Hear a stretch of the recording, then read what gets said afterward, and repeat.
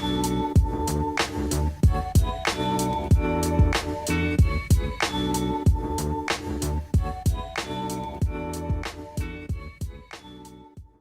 semuanya, gue Vija Agassi. Kita balik lagi dengan episode yang baru. Nah, kali ini gue akan membahas tentang utang. Yang di Indonesia itu udah awam banget sih, banyak banget orang utang ke teman-temannya, atau mungkin juga ke debt collector atau ke bank. Cuma kenapa gue tertarik ngebahas ini?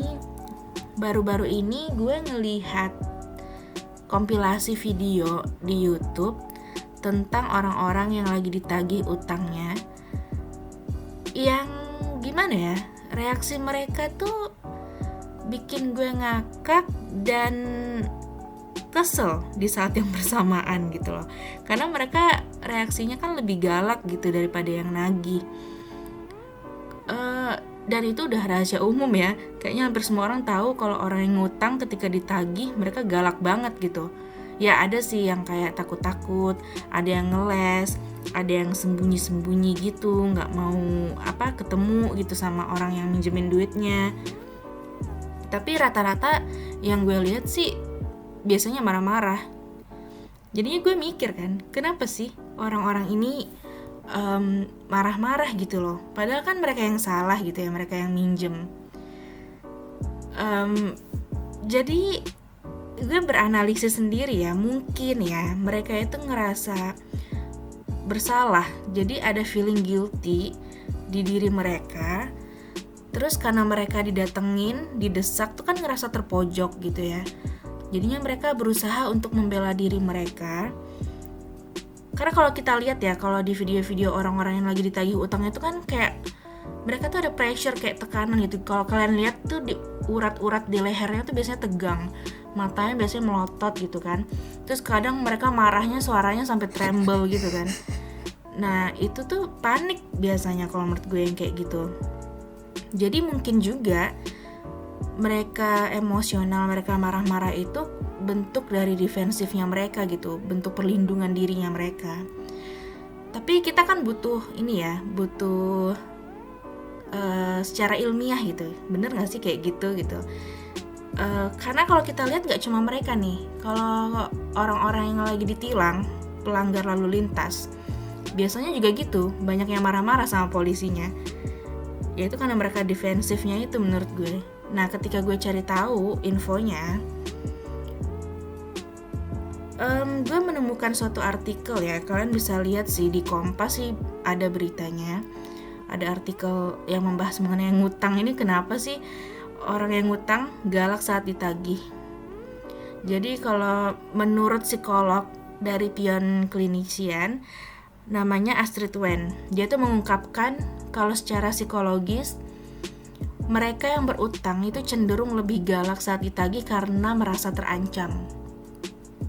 Sikap galak yang ditunjukkan merupakan defense dari orang yang berutang untuk melindungi dirinya.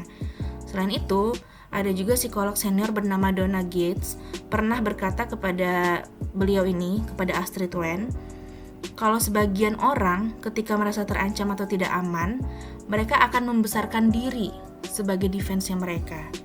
Jadi nggak hanya untuk perlindungan diri, sikap galaknya juga tuh membuat diri tampak lebih besar atau lebih berkuasa agar mereka tuh nggak diganggu. Reaksi ini kan bersifat emosional karena tujuannya untuk melindungi secara cepat gitu. Jadi mereka tuh nggak punya solusi pada saat itu atau antisipasi. Kalau mereka punya solusi atau antisipasi, atau ya at least mereka mungkin bisa nyicil sedikit, mungkin mereka nggak bakal segitunya sih defense-nya.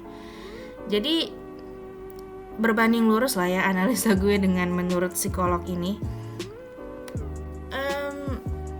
Karena ini channelnya typical sharing, cerita pengalaman pribadi gitu.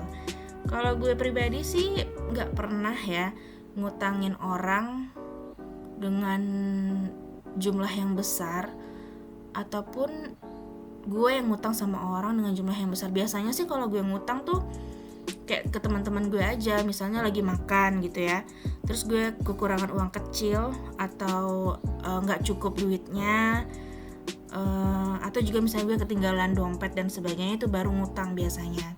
Dan kalau gue sama teman-teman gue yang kayak gitu tuh biasanya balik ke kosan atau balik ke rumah langsung dibayar gitu, atau besoknya langsung dibayar. Kadang kita kalau ngumpul tuh sering ngomong sendiri, gue ada utang gak sih sama lo? Kalau ada yang inget ya langsung dibayar, kalau enggak biasanya kita saling ngomong nih sama ngobrol gitu di grup itu, kalau masing-masing ada utang ke satu sama lain, yang lupa diikhlaskan aja ya. Jadi kita tuh tipikal yang udah ngeikhlasin kalau ada yang lupa gitu loh. Tapi kalau ada yang ingat ketika ditagih sih biasanya dibayar, karena kan ngutangnya kalau sama teman-teman yang kayak gini biasanya cuma kayak 2.000, 5.000 gitu loh. Terus kalau pengalaman gue pribadi lagi tuh, gue pernah ya dimintain utang. Bukan dimintain utang, maksudnya gimana sih? Ada yang mau ngutang gitu sama gue. Posisinya dia ini adik kelas gue, tapi gue nggak deket sebenarnya sama dia. Gue juga nggak tahu sih kenapa dia memilih gue untuk ngutang. Kayaknya memang kepepet banget waktu itu. Jadi posisinya gue udah lulus, dia juga udah lulus. Di kampus tuh juga kita sebenarnya cuma kayak say hi doang, terus kayak beberapa informasi waktu itu karena gue lagi tahap skripsi, kenalan sama dia. Jadi paling kayak tukar informasi mengenai skripsinya aja, kayak tenggat waktu, deadline apa segala macam gitu, atau administrasi kampus, lebih kayak gitu doang. Tapi gue nggak tahu secara pribadi dia orangnya kayak gimana, teman-temannya siapa, permasalahannya apa, gue nggak pernah tahu, dia juga nggak tahu gue gitu. Jadi intinya sebenarnya nggak deket-deket amat, jadi lebih kayak acquaintance aja gitu loh. Nah pada suatu saat dia nge-WA gue, Kak VJ, aku lagi butuh duit nih, mendesak, aku minjem duit kakak ya, ini nomor rekening aku, bla bla bla bla gitu. What? Menurut gue itu nggak etis sih, karena dia kayak istilahnya tuh kayak maksa menurut gue. Ya emang sih nggak ada kayak kata-kata maksa, cuma dia kayak, gue ada utang nih, tolong dong pinjemin gue duit, nih nomor rekeningnya. Dia langsung kayak gitu, dia nggak ngejelasin ke gue situasi dia kayak apa, kenapa dia butuh duit gitu loh. Terus nggak ada kayak basa-basi, kayak nggak enakannya gitu. Kan biasanya kita butuh juga ya respon orang dulu. Misalnya gue ngerespon, kamu kenapa, butuhnya kenapa, butuhnya berapa. Dia tuh nggak kayak gitu, nggak nungguin gitu, langsung aja. Terus gue juga mikir, nih anak apa kayak di hack atau gimana ya, atau ada yang ngerjain, atau ada penipuan gitu.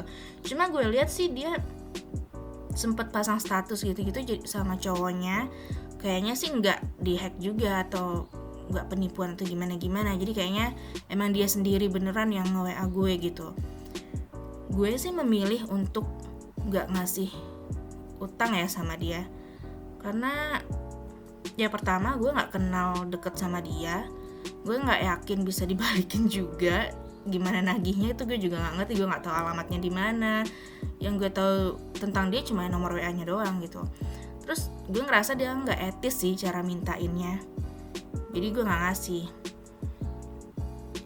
Tapi kalau gue pikir-pikir mungkin ini karena ajaran orang tua gue juga ya. Orang tua gue nggak membiasain gue untuk ngutang dan ngasih ngutang ke orang lain.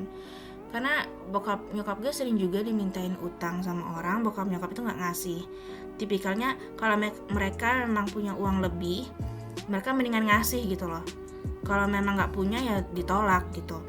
Karena kalau utang itu ya, gue percaya sih, dan keluarga gue juga percaya, itu merusak hubungan, merusak hubungan pertemanan, tetangga, keluarga bahkan gitu. Karena gue punya pengalaman ada keluarga ya agak jauh juga lah ya, pengen ngutang sama bokap nyokap, nggak dikasih. Emang sih pada waktu itu dia marah gitu, tapi setelahnya udah biasa aja, kayak ketemu lagi nggak gimana-gimana gitu. Sedangkan sama anggota keluarga lain yang dia pinjamin utang,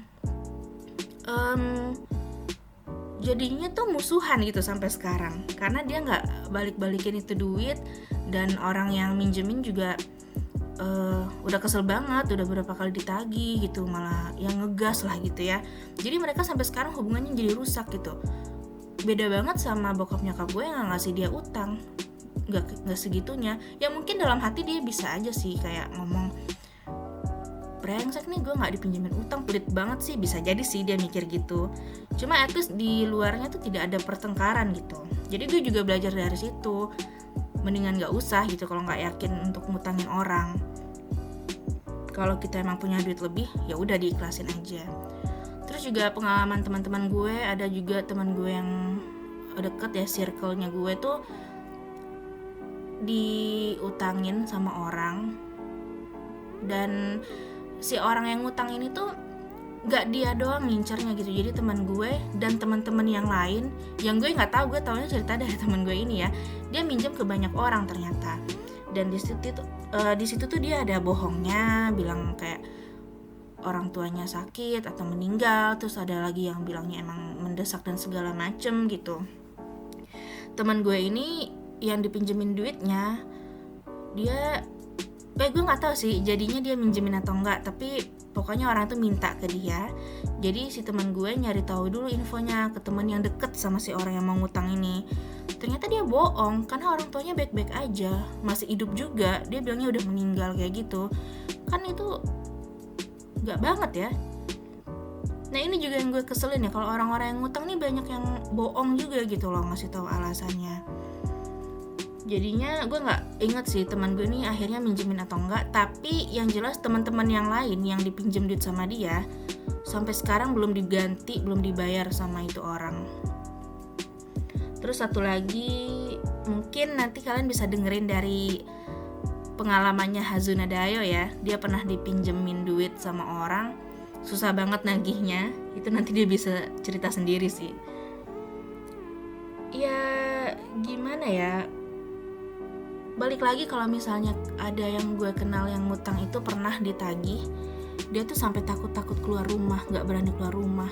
Jadi dia pernah minjem sama debt collector, sebenarnya jumlahnya gak gede, tapi karena gak dibayar-bayar kan dia berbunga-bunga gitu ya, jadi berlipat ganda sampai gede banget. Jadi dia didatengin tiap hari rumahnya sama si debt collector, sampai dia harus kayak ngegembok, ngerantein pagar rumahnya biar gak masuk gitu si debt collector. Dan dia kan udah nikah, dia ini cewek by the way, jadi dia udah nikah.